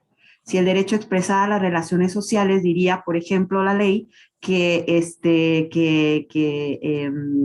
vivimos en un sistema que parasita la vida, ¿no?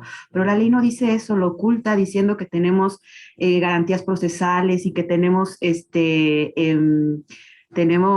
vivimos en un consenso, ¿no? Lo cual es una ficción, ¿no? Y entonces la tarea de la crítica jurídica es para precisamente quitar todos esos velos que nos impiden ver la forma en la que el derecho realmente es. ¿Qué es? Es la organización de la violencia social, es un instrumento de dominación. Hay que verlo así, ¿no? Ahora, ¿es posible también un derecho liberador? Y esa es la pregunta que yo me he hecho desde hace mucho tiempo y de la que he tomado mucho las reflexiones del doctor Carlos Vollmer. Yo creo que sí también, ¿no? A pesar de que el derecho es un discurso que organiza la violencia, hay normatividades que también es a lo que yo me refiero con pluralismo jurídico transcapitalista, pero que no norman la colonización parasitaria de la vida, sino que por el contrario, norman la reproducción de la vida, ¿no? Y incluso norman la desmercantilización de la colonización parasitaria del varón. Entonces, bueno, sobre ese tema también la doctora Gina me preguntaba acerca del derecho occidental, si es posible que el derecho occidental también tenga encontrar vocación transformadora. Yo diría que depende de transformar para qué, ¿no? O sea, yo quiero transformar la sociedad, sí quiero transformar la sociedad porque la encuentro tremendamente injusta, ¿no? ¿Queremos subvertir el orden? Sí. Queremos subvertir este orden, pero ¿hacia dónde? ¿No? Entonces, porque vivimos en este momento una crisis civilizatoria en una verdadera encrucijada donde se puede ir hacia muchos lados la situación. Estamos recayendo en nuevos fascismos en algunos países, estamos en otros países como en México, ¿no? Estamos otra vez volviendo a una tremenda militarización de la vida social. Estamos en una verdadera encrucijada. El derecho puede transformar, sí, pero ¿hacia dónde, no? Yo quiero que el derecho es un deseo, ¿no? Que el derecho sea un discurso que nos ayude a transformar la vida, pero ¿hacia dónde? Hacia descolonizar esa colonización parasitaria del valor sobre la vida. Y el derecho moderno mercantil lo que norma es la colonización parasitaria de la vida. Entonces, a mí no me gusta utilizar la voz derecho occidental porque creo que nos puede llevar a muchas confusiones. Yo prefiero decirlo así, derecho moderno mercantil o derecho capitalista, porque es mucho más claro que decir derecho occidental. Ahora, si por derecho occidental se refieren a los derechos de los estados modernos latinoamericanos en este momento histórico, si es posible encontrar ahí vocación transformadora que descolonice esa colonización parasitaria del valor, que reproduzca la vida, que nos sirva para emanciparnos y reproducir la vida, yo creo que también ahí sería un debate muy interesante y eso por supuesto depende, ¿no? Yo por eso es que siempre prefiero, cuando vamos a hablar de este tema, prefiero comenzar con una teoría general del derecho. Una teoría general del derecho y una teoría general de la sociedad, porque como dije, sin ello, pues a veces nos quedamos desarmados sin entender a qué nos estamos refiriendo con la palabra derecho, ¿no? Y yo estoy diciendo que el derecho no expresa las relaciones sociales. Para encontrar las relaciones sociales que se esconden tras el derecho, necesitamos una teoría.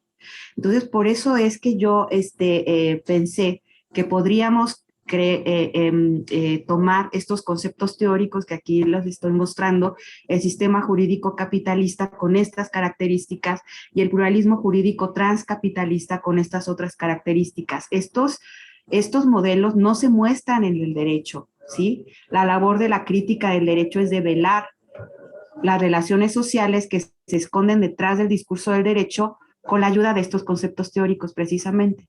Entonces, es posible encontrar, por ejemplo, en el nuevo constitucionalismo ecuatoriano, vocación transformadora que descolonice la vida. Bueno, mi respuesta sería, si es posible encontrar visos de un pluralismo jurídico transcapitalista en el constitucionalismo ecuatoriano, pues podríamos contestar que sí. Sin embargo, hay una característica que tiene el sistema jurídico capitalista y que impide que eso pueda realizarse, que es simplemente, bueno, son todas estas características, pero quiero centrarme en esta, que es la idea del derecho subjetivo. El derecho liberal está construido sobre la arquitectura jurídica del derecho subjetivo. Entonces, mediatiza todas las relaciones sociales, nos divide y nos enfrenta al Estado. Simplemente por esa estrategia lingüística pienso que sería muy difícil porque esto impide las relaciones comunitarias, ¿no? Pero bueno, es un debate que sería muy interesante continuar. No quiero abusar demasiado del tiempo, ojalá que en otro espacio para seguir la discusión. Muchísimas gracias por todos sus comentarios. Me los quedo para continuar con mi reflexión. Muy bien, muchas gracias, professora Alma, pelas preciosas observações, né? E estamos com o tempo já bastante limitado, né? Então, temos ainda um questionamento deixado pela professora Lília, endereçado à professora Cláudia e à professora Flaviane, né? Eu vou ler a pergunta e eu agradeceria muito que depois da fala de cada uma das queridas colegas, que já encerrassem, já deixassem umas palavras finais, né? Quando a professora Cláudia, a professora Flaviane e a professora Alma, né? Certo? Muito bem. O questionamento que foi feito, tanto para a professora Cláudia quanto a professora Flaviane, é de que a seguinte indagação: o direito preso ao seu tecnicismo, como subvertê-lo quando até os tribunais internacionais de direitos humanos legitimam mais esta forma do conteúdo, né? E não superam a institucionalidade. Eles legitimam muito mais, né? E não conseguem superar esta institucionalidade eurocentrada. E aí? Não sei se houve a compreensão do questionamento, Cláudia, entendesse o que eu li em português, né? Mas sí, perfecto. Ah, muy bien. Entonces, empezamos, ¿no? Por favor. ¿Empiezo yo? Sí, sí, puede ser. ¿Tú quieres? Gracias, sí. Muchas gracias. Perfecto. Bien, creo que cuando hablamos de este camino al pluralismo jurídico, el camino al pluralismo jurídico podríamos interpretarlo como un activismo.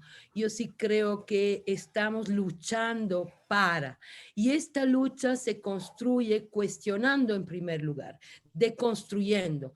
Yo creo que el primer paso es demostrar cómo efectivamente, y es lo que desde las universidades deberíamos estar haciendo, desde las investigaciones, es demostrar cómo efectivamente estas cortes siguen hablando con un lenguaje que no es plural.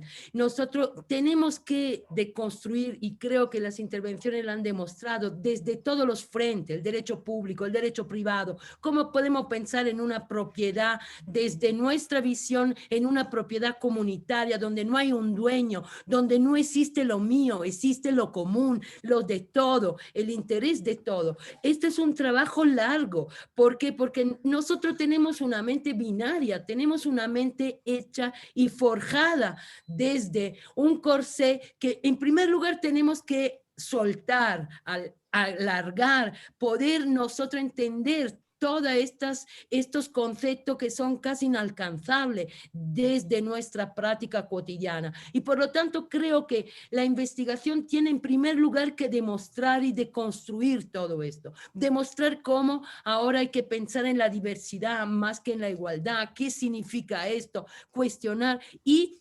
evidentemente intentar cambiar estos sistemas. Los derechos no son universales, lo sabemos, pero hay que demostrar que no lo son y ver cómo podemos construir unos derechos humanos plurales, ¿no? En el que podamos llegar al consenso. El término consenso en nuestra democracia no existe, ¿no? ¿Por qué no existe? Porque nosotros hemos funcionado a lo largo de mucho tiempo por mayoría, ¿no? Y entonces, claro, por decisiones tomadas de unos cuantos en nombre de todos. Todo esto hay que deconstruirlo y demostrar que hay otro camino, exactamente. Esta es mi opinión. Gracias por la pregunta. Assim, muito bem. Graças, professora. E aí, professora Flaviane, essa valorização da forma e não do conteúdo, né? Nos nossos tribunais, e principalmente a nível internacional, né? Obrigada, professora Lilian, pela pergunta. Me parece que essa noção de direito subjetivo, a que fala a professora Alma, que é binária, como disse, terminamos de ouvir da professora Cláudia, está no cerne dos problemas das cortes internacionais, porque há sempre uma correlação entre um direito violado e um dever descumprido. Então, a gente está sempre trabalhando com essa lógica binária própria desse direito constituído, né, a partir da Europa e da revisão do direito romano, né, do direito subjetivo. Toda a nossa lógica se constrói a partir daí. E tenho visto e acompanhado algumas decisões, tanto da Corte, especialmente da Corte Europeia de Direitos Humanos, onde você vê claramente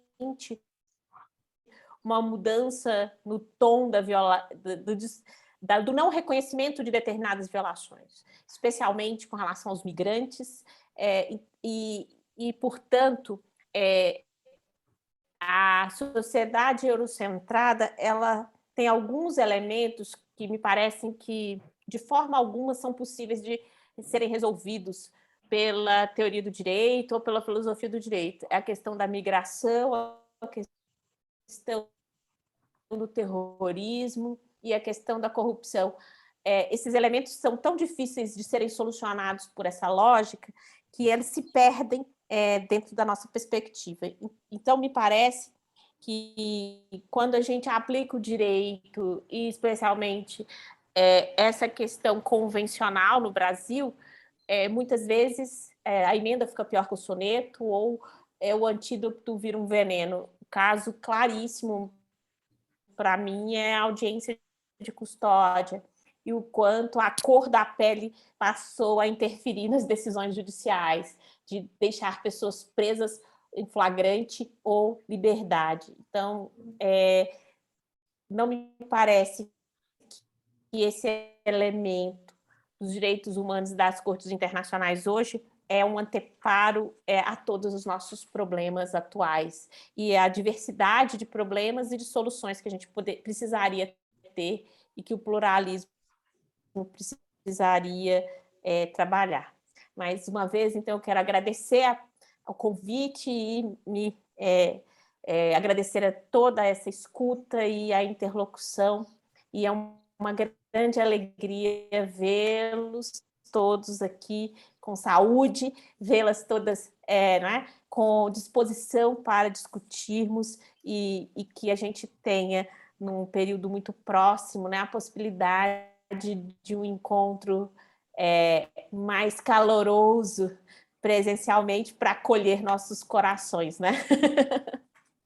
Muito obrigado e que bom que todos estão muito saudáveis, Um abraço. Posso dar uma palavrinha, professor Volkmer? Sim, toda, nosso querido Fernando, por favor. Bom, boa tarde a todos, a todas, a todos. Flaviane, eu estava aqui, como diz lá no Nordeste, na manha do gato, certo? Estava aqui caladinho, escutando tudo. Foi uma tarde magnífica, gostaria de parabenizar a organização do evento, a Liliane, a Lília, ao Basilelli, agradecer enormemente as palestras da professora Cláudia, da professora Alma, da professora Flaviane, e agradecer a coordenação do professor Volkmer. O professor Volkmer que sabe que o nosso congresso, desde o começo, a gente tem tentado praticar isso, que a coordenação dos painéis sejam por uma pessoa, por um professor que conhece tanto do tema que pode fazer todas as inferências, interligações, interrelações, não é? E isso fica demonstrado a cada painel que assistimos desse nosso congresso. Muito obrigado, professor Volkmer, acredito, e painelistas, palestrantes, conferencistas.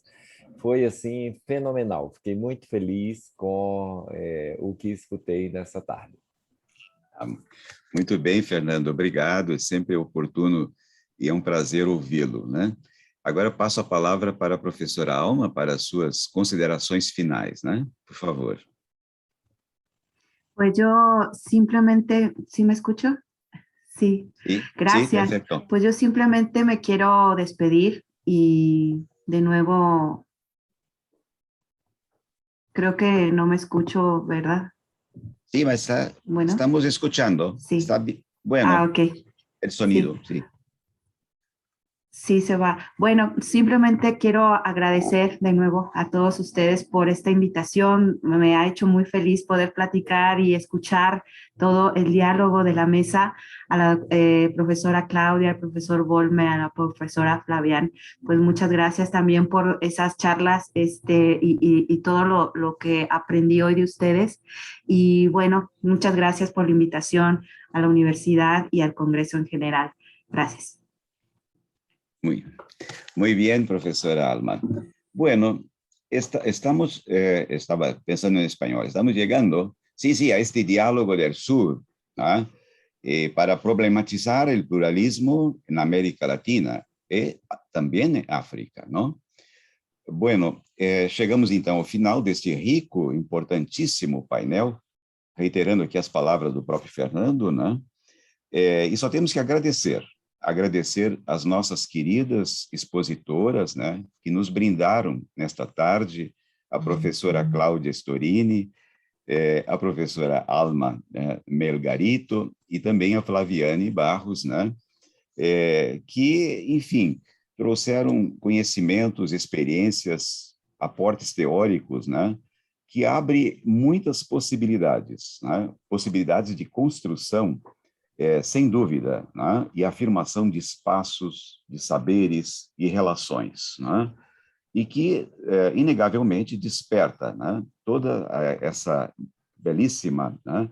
As reflexões vão despertar inquietudes, desafios, rupturas e propostas, mas também de reafirmar, né? A nossa luta por uma caminhada, né? Na busca de estratégias comuns de conscientização, mobilização, ações concretas e transformação. Tá? Muito, muito obrigado aos organizadores deste evento, 11º, do Constitucionalismo e Democracia, ao professor Basilele Malomaro, à professora Lilian Emmerich, né, por todo o esforço, a dedicação deles, e também fica sempre o reconhecimento dos nossos fundadores da rede, que brilhantaram a presença, estão aqui, né, o professor Magalhães, José Luiz, professor Fernando Dantas, né? A própria Dina, que sempre participou desde o início, enfim, a todos os demais, não quero ser injusto, todos os demais que sempre presenciaram e participaram desse grande evento, né? Que envolve a rede do constitucionalismo e democracia. Obrigado também à equipe técnica que está por trás dos bastidores, a Lúcia e tem uma outra colega também. Enfim, vamos estreitar nossos vínculos de solidariedade, né? A parceria, né? E nos ventos do novo constitucionalismo, vamos caminhando e vamos construindo juntos, sem perder a força, a coragem, a esperança de que um outro mundo é possível. E, para finalizar, evocando o ideário zapatista, viu, Alma? O ideário zapatista.